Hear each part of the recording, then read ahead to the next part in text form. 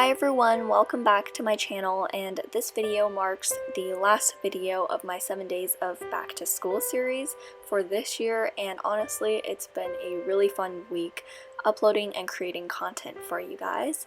So in this last video of this series, I'm going to be sharing tips on how to take notes faster because I've been reading quite a few comments under my previous how I take notes videos, and a lot of people commented that they don't have time to do like pretty notes, so this video is specifically for you.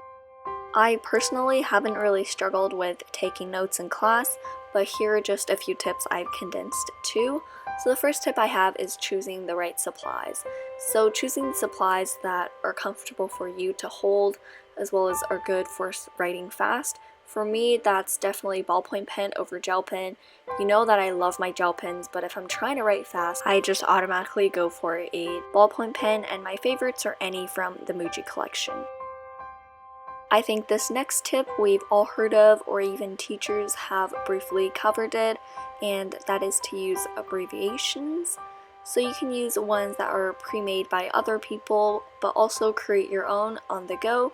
For example, if your unit is about energy, so words like potential energy, kinetic energy, or thermal energy might pop up a lot.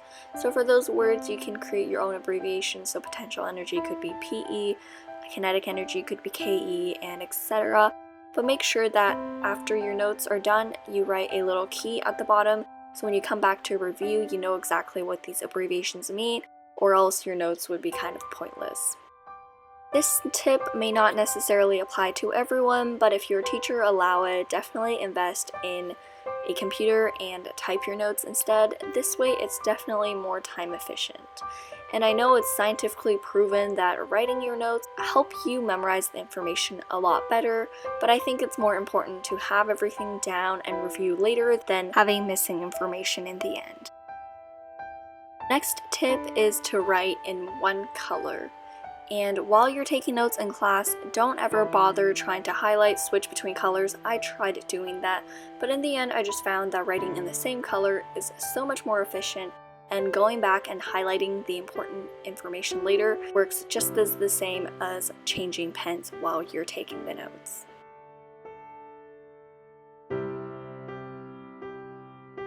If you have no other option and you really just have to write your notes on paper, then don't bother writing every single piece of information down, and rather just write down the important and summarize it. I know it's easier said than done, and it's been said so many times, but it is one of those skills that you need to learn moving forward, and I think it's an important skill to have. So just try not to write everything down and only summarize and write down the important.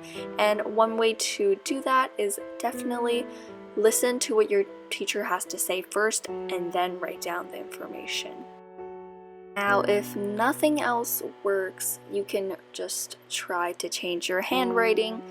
I don't know if this is easier in comparison to mastering the other skills, but if your handwriting is slightly on the bigger side, then you can try to change it to a smaller font, because if you consider timing wise, writing the same word in a bigger font compared to a smaller font will take a lot longer.